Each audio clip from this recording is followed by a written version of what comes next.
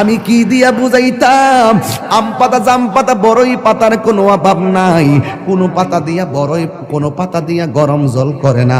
বড়ই পাতার পানি দিয়া কেন গরম জলটা করে? আম পাতা কি দোষ করলো? জাম পাতা কি দোষ করলো? বড়ই পাতা দিয়া কেন গরম জল করা হয়? এই কথা দিয়ে কোনো মৌলবি কয় না। লাল কাপড়, নীল কাপড়, হলুদ কাপড়, কত কাপড় দেখলাম। কবরের কাপড়টা কেন ভাইজান সাদা? এই সাদা দিয়া কেন দাফন করা হয়? এই কথা দিয়ে পৃথিবীর কোনো মৌলবি কয় না রে। এ আমার যুবক,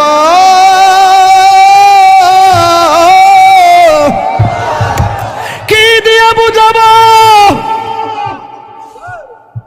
কবরটা কেমন ডেঞ্জারাস?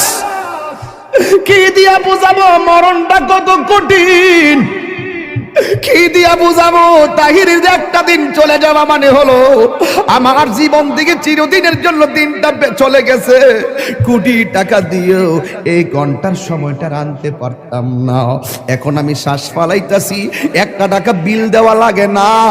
নদীর পারে হাওয়া খাই, বিল দেওয়া লাগে না।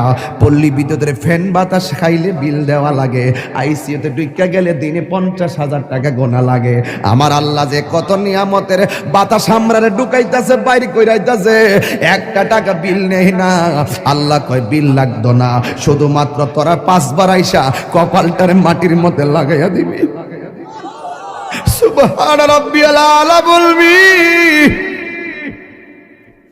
দুনিয়ার মালিকের ডিউটি 20 দিন না করলে 20 দিনের বেতন কাটা। আর আমার আল্লাহ তোরে হাজিরা দিছে দৈনিক 5 বার।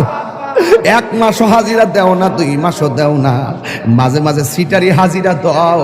কিন্তু আমার আল্লাহ ইচ্ছা করলে তোমার গলার মধ্যে কাটা লাগাইয়া আমার আল্লাহ রিজিকটারে বন্ধ করে দিতে পারে। এরপরও আমার আল্লাহ রিজিক বন্ধ করে না কেন জানো নি?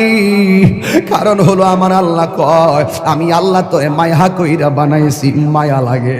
আপনি আল্লাহরে বলবেন আল্লাহ, আল্লাহ গো, আল্লাহ গো। এই দুনিয়ায় বিপদে পড়লে কত মানুষ তোরা সহযোগিতা করে, কিন্তু হাসরের ময়দানে কেউ কাউকে চাইবে না। আমার আল্লাহ জবানটারে বন্ধ কইরা আল্লাহ ওই হাতের সাক্ষী হাত দিবে, পায়ের সাক্ষী পা দিবে। কিছু কিছু মানুষ আমলনামা নেওয়ার জন্য পাগল হয়ে যাবে। আল্লাহ এই আযাব আর সহ্য হয় না, তাড়াতাড়ি ওই তো জান্নাত দাও নাইলে জাহান্নাম দাও, তাড়াতাড়ি আমরা আমলনামা দাও। আল্লাহ বলবে ও ফেরেশতা, এ যখন তাড়াতাড়ি করে তার হাতটারে পেটের ভিতরে ঢুকাই দে। এবার বাম হাতটার পেটের ভিতরে ঢুকাইয়া এই হাতটার পিছন দিক দিয়ে বাইর করবে। ওই বান্দা বলবে আল্লাহ তোমার কাছে আমলনামা চাইছি, তুমি কেন হাতটার পেটের ভিতরে এত কষ্ট করে ঢুকাইয়া দিলা? আমার তো নারী বুড়ি ছিঁড়া গেছে, এই হাতটার পিছন দিক দিয়ে বাইর করলা।